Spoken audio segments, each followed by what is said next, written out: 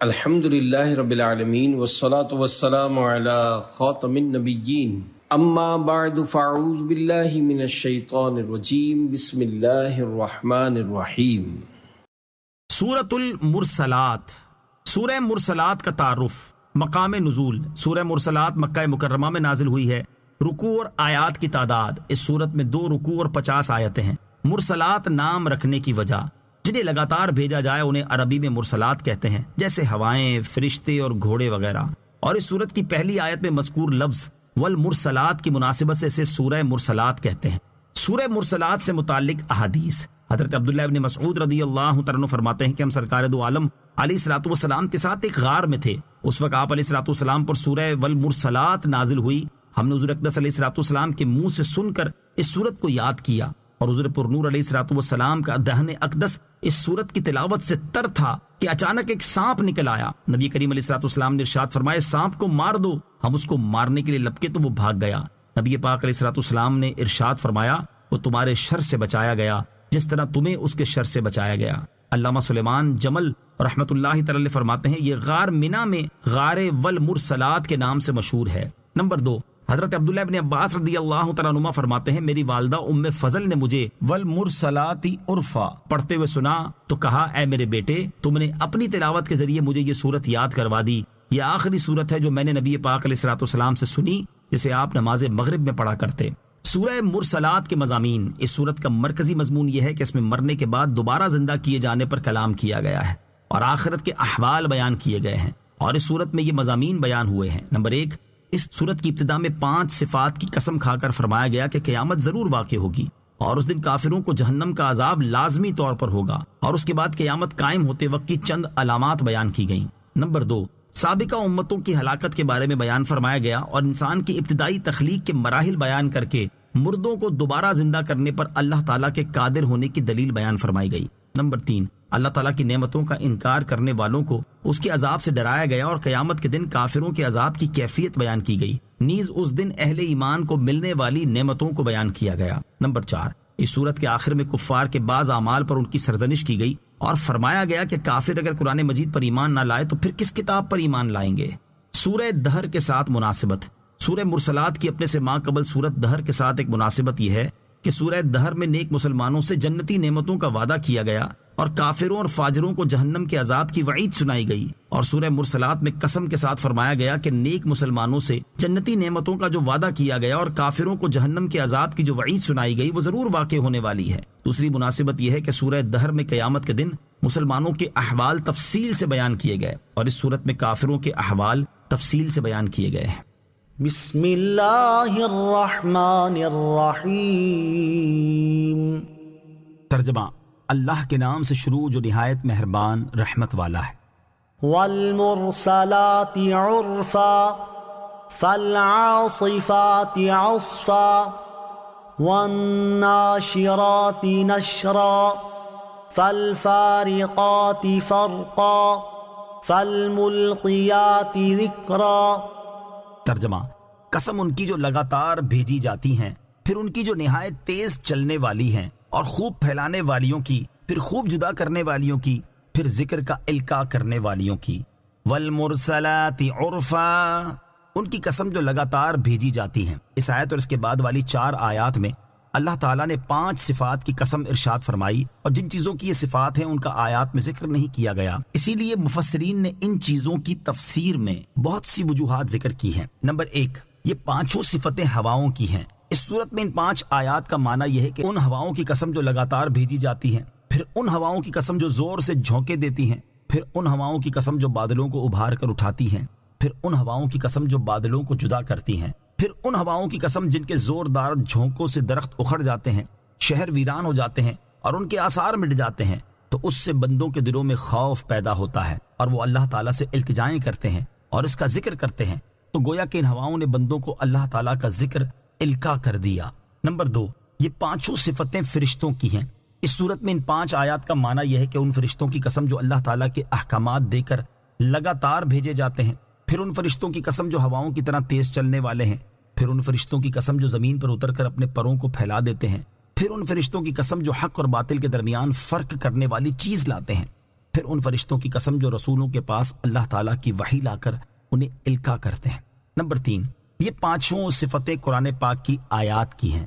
اس صورت میں ان 5 آیات کا معنی یہ ہے کہ میرے حبیب صلی اللہ تعالیٰ علیہ وسلم پر لگاتار بھیجی جانے والی قرآن کی آیتوں کی قسم، پھر قرآن کی ان آیتوں کی قسم جو وعید بیان کر کے دلوں کی دھڑکن تیز کر دیتی ہیں، پھر قرآن کی ان آیات کی قسم جو ایمان والوں کے دلوں میں ہدایت اور معرفت کے انوار پھیلا دیتی ہیں، پھر قرآن کی ان آیات کی قسم جو حق اور باطل کے درمیان فرق کر دیتی ہیں، پھر قرآن کی ان آیتوں کی قسم جو حکمت والا ذکر ہیں اور وہ ایمان والوں کے دلوں میں نور و ایمان ڈال دیتی ہیں۔ نمبر 4، پہلی 3 صفتیں ہواؤں کی ہیں، چوتھی صفت قرآن پاک کی آیات کی اور 5ویں صفت فرشتوں کی ہے۔ نمبر 5، پہلی 3 صفتیں ہواؤں کی جبکہ چوتھی اور 5ویں صفت فرشتوں کی ہے۔ عذرا او نذرا انما توعدون لواقع۔ ترجمہ، عذر کی گنجائش نہ چھوڑنے کے لیے یا ڈرانے کے لیے بے شک جس بات کا تم سے وعدہ کیا جا رہا ہے وہ ضرور واقع ہونے والی ہے۔ عذراً او نذرا، عذر کی گنجائش نہ چھوڑنے کے لیے یا ڈرانے کے لیے، یعنی ذکر کا القاء کرنا اس لیے ہے کہ مخلوق میں سے کسی کے لیے عذر بیان کرنے کی کوئی گنجائش نہ رہے یا انہیں اللہ تعالیٰ کے عذاب سے ڈرانے کے لیے ہے۔ انما توعدون، بے شک جس بات کا تم سے وعدہ کیا جا رہا ہے۔ اللہ تعالیٰ نے 5 صفات کی قسم ذکر کر کے ارشاد فرمایا کہ اے کفار مکہ، مرنے کے بعد اٹھائے جانے، عذاب دیے جانے اور قیامت کے آنے کا جو تم سے وعدہ کیا جا رہا ہے یہ بات ضرور واقع ہونے والی ہے اور اس کے ہونے میں کچھ بھی شک نہیں۔ فَإِذَا النُّجُومُ طُمِسَتْ وَإِذَا السَّمَاءُ فُرِجَتْ وَإِذَا الْجِبَالُ نُصِفَتْ۔ ترجمہ، پھر جب تارے مٹا دیے جائیں گے اور جب آسمان پھاڑ دیے جائیں گے اور جب پہاڑ غبار بنا کے اڑا دیے جائیں گے۔ فَإِذَا النُّجُومُ طُمِسَتْ، پھر جب تارے مٹا دیے جائیں گے۔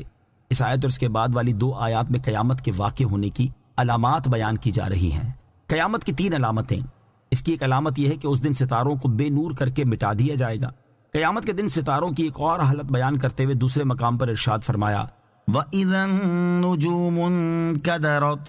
ترجمہ، اور جب تارے جھڑ پڑیں گے، اور ارشاد فرمایا وَإِذَا الْكَوَاكِبُ انتَثَرَتْ۔ ترجمہ، اور جب ستارے جھڑ پڑیں گے۔ دوسری علامت یہ ہے کہ اس دن آسمان اللہ تعالیٰ کے خوف سے پھٹ جائیں گے اور ان میں سوراخ ہو جائیں گے۔ قیامت کے دن آسمان پھٹنے کے بعد کی حالتیں بیان کرتے ہوئے ایک اور مقام پر ارشاد فرمایا فَإِذَا انشَقَّتِ السَّمَاءُ فَكَانَتْ وَرْدَةً كَالدِّهَانِ۔ ترجمہ، پھر جب آسمان پھٹ جائے گا تو گلاب کے پھول جیسا سرخ ہو جائے گا، جیسے سرخ چمڑا۔ اور ارشاد فرمایا وَانشَقَّتِ السَّمَاءُ فَهِيَ يَوْمَئِذٍ وَاهِيَةٌ۔ ترجمہ، اور آسمان پھٹ جائے گا تو اس دن وہ بہت کمزور ہوگا۔ تیسری علامت یہ ہے کہ اس دن پہاڑ غبار بنا کے اڑا دیے جائیں گے۔ قیامت کے دن پہاڑوں کی اور حالتیں بیان کرتے ہوئے ایک مقام پر ارشاد فرمایا وَتَرَى الْجِبَالَ تَحْسَبُهَا جَامِدَةً وَهِيَ تَمُرُّ مَرَّ السَّحَابِ۔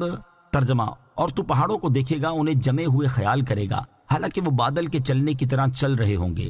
اور ارشاد فرمایا وَبُسَّتِ الْجِبَالُ بَسًّا فَكَانَتْ هَبَاءً مُنبَثًّا۔ ترجمہ، اور پہاڑ خوب چورا چورا کر دیے جائیں گے تو وہ ہوا میں بکھرے ہوئے غبار جیسے ہو جائیں گے۔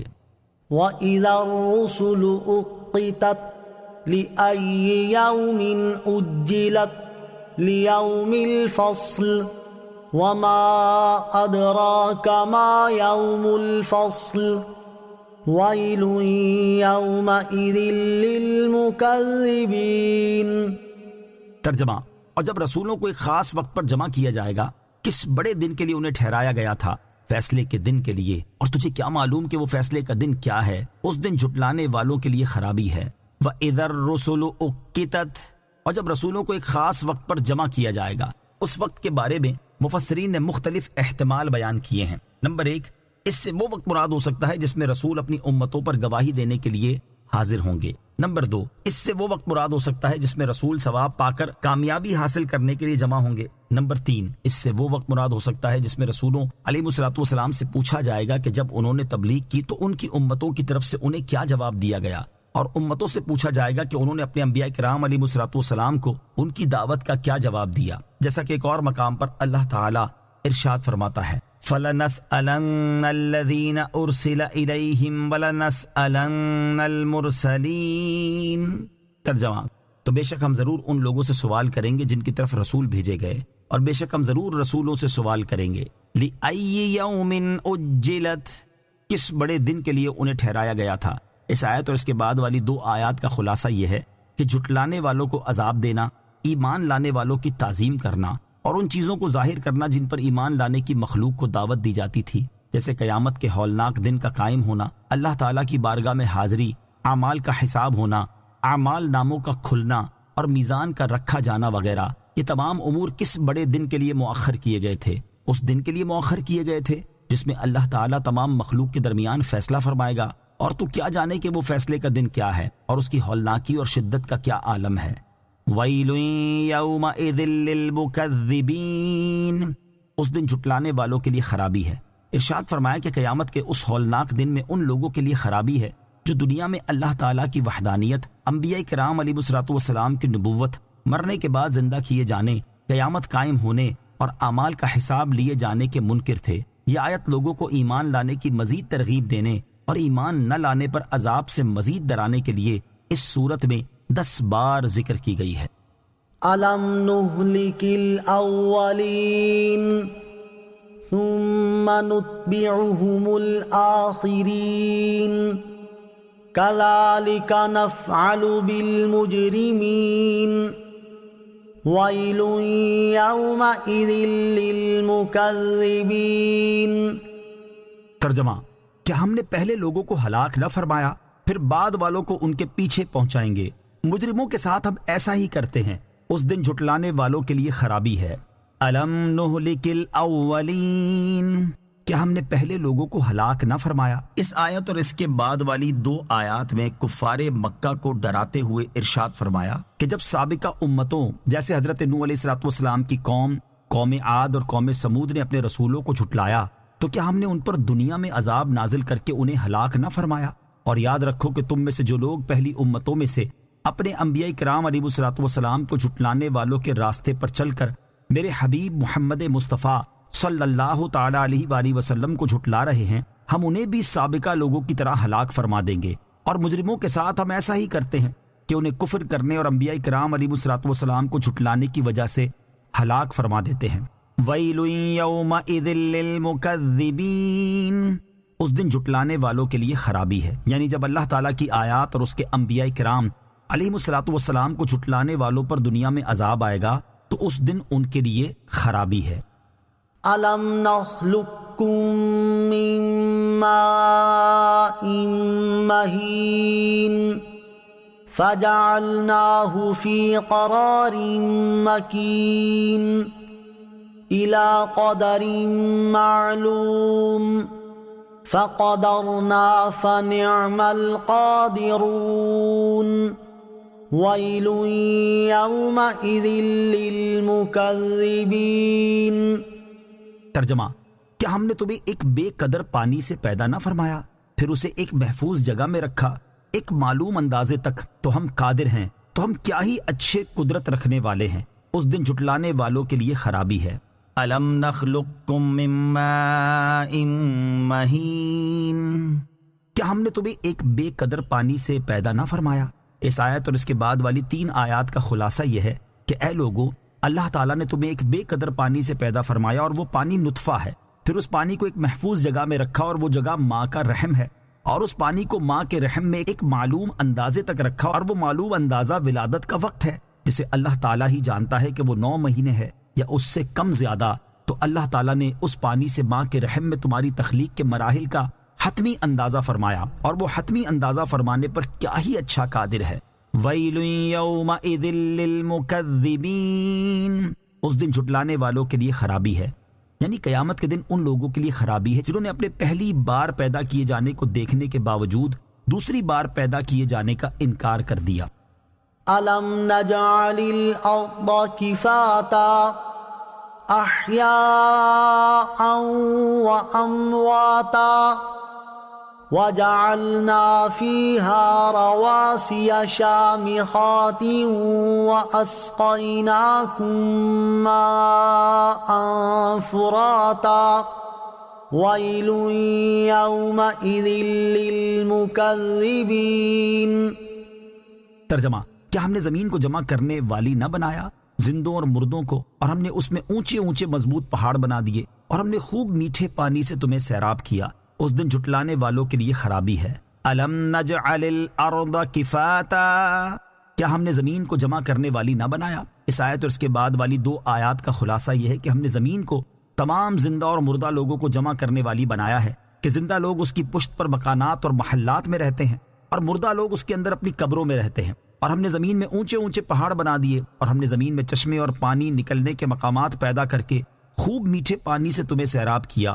اور یہ تمام باتیں مردوں کو زندہ کرنے سے زیادہ عجیب ہیں، لہٰذا جو ان چیزوں پر قادر ہے وہ دوبارہ زندہ کرنے پر بھی قادر ہے. وَيْلٌ يَوْمَئِذٍ لِّلْمُكَذِّبِينَ، اس دن جھٹلانے والوں کے لیے خرابی ہے، یعنی قیامت کے دن ان لوگوں کی خرابی ہے جنہوں نے ان چیزوں کا مشاہدہ کرنے کے باوجود اللہ تعالیٰ کی وحدانیت اور مردوں کے زندہ ہونے کا انکار کیا. انطلقوا إلى ما كنتم به تكذبون. انطلقوا إلى ظل ذي 3 شعب. ترجمہ: اس کی طرف چلو جسے تم جھٹلاتے تھے، اس دھوئیں کے سائے کی طرف چلو جس کی 3 شاخیں ہیں. انطلقوا، چلو، یعنی قیامت کے دن کافروں سے کہا جائے گا کہ اس آگ اور اس عذاب کی طرف چلو جسے تم دنیا میں جھٹلاتے تھے. انطلقوا الى ظل ذی 3 شعب، اس دھوئیں کے سائے کی طرف چلو جس کی 3 شاخیں ہیں. اس آیت میں جس دھوئیں کا ذکر ہے اس سے جہنم کا دھواں مراد ہے.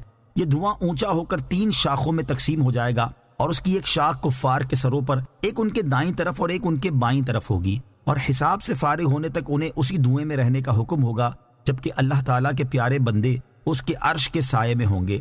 کفار کے بارے میں ایک اور مقام پر اللہ تعالیٰ نے ارشاد فرمایا: وَأَصْحَابُ الشِّمَالِ مَا أَصْحَابُ الشِّمَالِ فِي سَمُومٍ وَحَمِيمٍ وَظِلٍّ مِّن يَحْمُومٍ.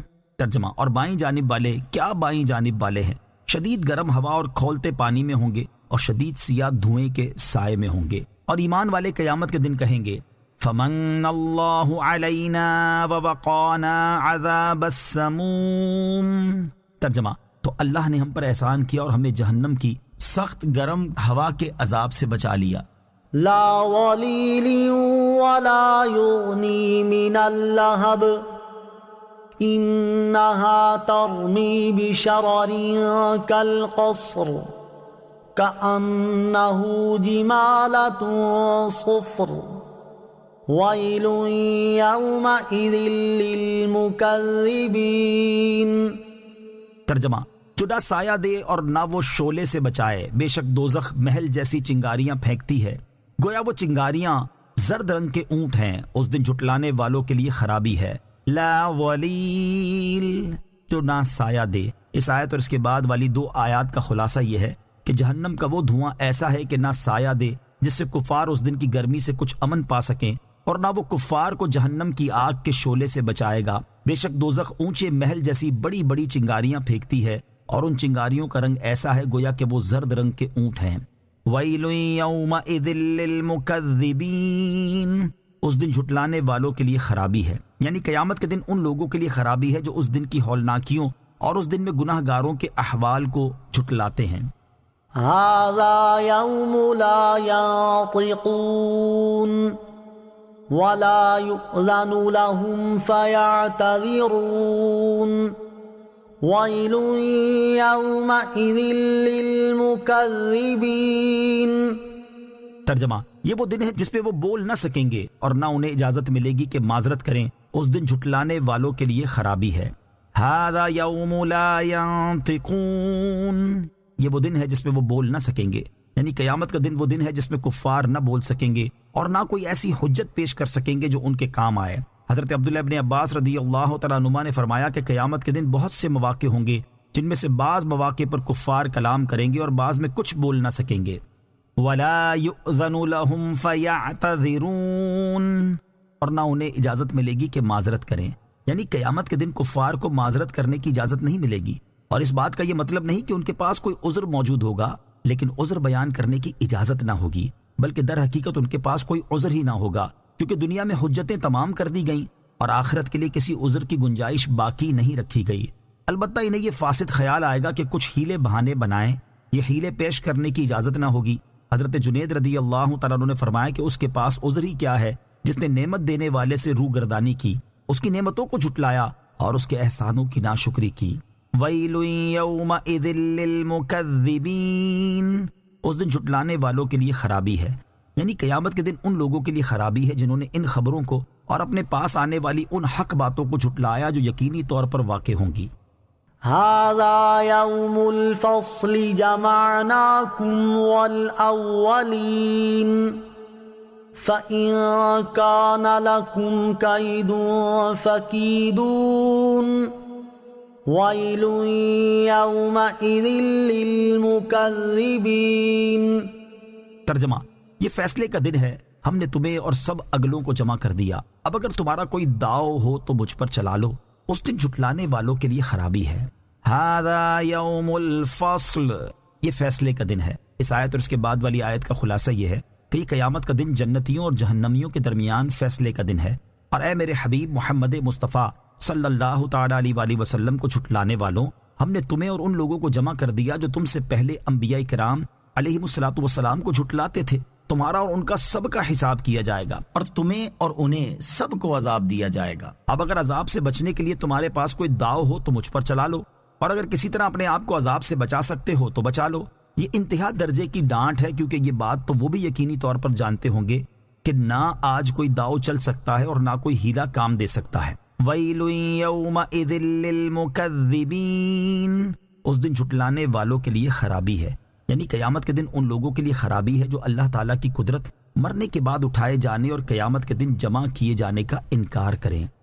ان المتقین فی ظلال وعیون وفواکہ مما یشتہون کلوا واشربوا ہنیئا بما کنتم تعملون انا کذالک نجزی المحسنین وَيْلٌ يَوْمَئِذٍ لِّلْمُكَذِّبِينَ۔ ترجمہ، بے شک ڈرنے والے سایوں اور چشموں میں ہوں گے، اور پھلوں میں سے جو وہ چاہیں گے اپنے اعمال کے بدلے میں مزے سے کھاؤ اور پیو۔ بے شک نیکی کرنے والوں کو ہم ایسا ہی بدلہ دیتے ہیں، اس دن جھٹلانے والوں کے لیے خرابی ہے۔ ان المتقین، بے شک ڈرنے والے۔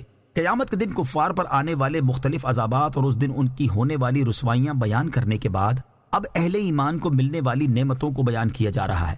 چنانچہ اس آیت اور اس کے بعد والی 3 آیات کا خلاصہ یہ ہے کہ بے شک وہ لوگ جو دنیا میں اللہ تعالیٰ کے عذاب سے ڈرتے تھے وہ آخرت میں جنتی درختوں کے سایوں اور جنت میں جاری چشموں میں ہوں گے، اور جن پھلوں سے ان کا جی چاہے گا ان سے لذت اٹھائیں گے، اور جنتیوں سے کہا جائے گا کہ اپنے ان نیک اعمال کے بدلے میں جو تم نے دنیا میں کیے تھے مزے سے ایسی لذیذ اور خالص چیزیں کھاؤ اور پیو جن میں ذرا سا بھی طبعی طور پر نقصان کا شائبہ نہیں۔ بے شک نیکی کرنے والوں کو ہم ایسا ہی بدلہ دیتے ہیں، لہٰذا تم بھی نیکیاں کرو تاکہ ایسی جزا حاصل کر سکو۔ وَفَوَاكِهَ مِمَّا يَشْتَهُونَ، اور پھلوں میں سے جو وہ چاہیں گے۔ اس آیت سے ثابت ہوا کہ اہل جنت کو دنیاوی زندگی کے برخلاف ان کی مرضی کے مطابق جنتی نعمتیں ملیں گی، جبکہ دنیا میں آدمی کو جو میسر ہوتا ہے اسی پر اسے راضی ہونا پڑتا ہے۔ وَيْلٌ يَوْمَئِذٍ لِّلْمُكَذِّبِينَ، اس دن جھٹلانے والوں کے لیے خرابی ہے۔ قیامت کے دن مومن انتہائی عزت و کرامت کے ساتھ ہوگا، جبکہ کافر انتہائی ذلت و رسوائی کی حالت میں ہوگا۔ جب وہ مومن کو انتہائی عزت و کرامت میں دیکھے گا تو اس کی حسرت بڑھ جائے گی اور اس کے غم اور زیادہ ہو جائیں گے، اور یہ بھی روحانی طور پر ایک عذاب ہے، اس لیے یہاں فرمایا گیا کہ اس دن جھٹلانے والوں کے لیے خرابی ہے۔ کلوا وتمتعوا قلیلا انکم مجرمون وَيْلٌ يَوْمَئِذٍ لِّلْمُكَذِّبِينَ۔ ترجمہ، اے کافروں، تم بھی دنیا میں کچھ دن کھا لو اور فائدہ اٹھا لو، بے شک تم مجرم ہو، اس دن جھٹلانے والوں کے لیے خرابی ہے۔ کلو، کھا لو۔ اللہ تعالیٰ نے سرزنش کرنے کے طور پر کفار کو مخاطب کر کے فرمایا کہ اے دنیا میں جھٹلانے والو، تم دنیا میں کچھ دن کھا لو اور اپنی موت کے وقت تک فائدہ اٹھا لو، بے شک تم مجرم اور کافر ہو، اور دائمی عذاب کے مستحق ہو۔ وَيْلٌ يَوْمَئِذٍ لِّلْمُكَذِّبِينَ، اس دن جھٹلانے والوں کے لیے خرابی ہے، یعنی قیامت کے دن جھٹلانے والوں کے لیے خرابی ہے، کیونکہ انہوں نے عارضی چیزوں سے فائدہ اٹھا کر اپنی جانوں کو دائمی عذاب کے لیے پیش کر دیا۔ وَإِذَا قِيلَ لَهُمُ ارْكَعُوا لَا يَرْكَعُونَ وَيْلٌ يَوْمَئِذٍ لِّلْمُكَذِّبِينَ فَبِأَيِّ حَدِيثٍ بَعْدَهُ يُؤْمِنُونَ۔ ترجمہ، اور جب ان سے کہا جائے گا کہ جھک جاؤ تو وہ نہیں جھکتے، اس دن جھٹلانے والوں کے لیے خرابی ہے، پھر اس کے بعد وہ کون سی بات پر ایمان لائیں گے۔ وَإِذَا قِيلَ لَهُمْ، اور جب ان سے کہا جائے، قیامت کے دن جب کفار کو سجدے کے لیے بلایا جائے گا اور وہ سجدہ نہ کر سکیں گے، تو کہا جائے گا کہ جب دنیا میں ان سے کہا جاتا کہ ایمان لا کر محمد مصطفیٰ صلی اللہ تعالی علیہ وسلم اور ان کے صحابہ رضی اللہ تعالی عنہم کے ساتھ نماز پڑھو، تو یہ نماز نہیں پڑھتے تھے، اسی سبب سے آج یہ سجدہ کرنے سے محروم کر دیے گئے۔ وَيْلٌ يَوْمَئِذٍ لِّلْمُكَذِّبِينَ، اس دن جھٹلانے والوں کے لیے خرابی ہے، یعنی قیامت کے دن ان لوگوں کے لیے خرابی ہے جنہوں نے دنیا میں رکوع اور سجدہ کرنے سے انکار کیا اور اسلام قبول کرنے کا شرف حاصل نہ کیا۔ فَبِأَيِّ حَدِيثٍ بَعْدَهُ يُؤْمِنُونَ، پھر اس کے بعد وہ کون سی بات پر ایمان لائیں گے، یعنی قرآن شریف اللہ تعالیٰ کی کتابوں میں سب سے آخری کتاب اور بہت ظاہر معجزہ ہے، جب یہ لوگ اس پر ایمان نہ لائے تو پھر اس کے بعد وہ کس کتاب پر ایمان لائیں گے؟ آمنت باللہ صدق اللہ العظیم۔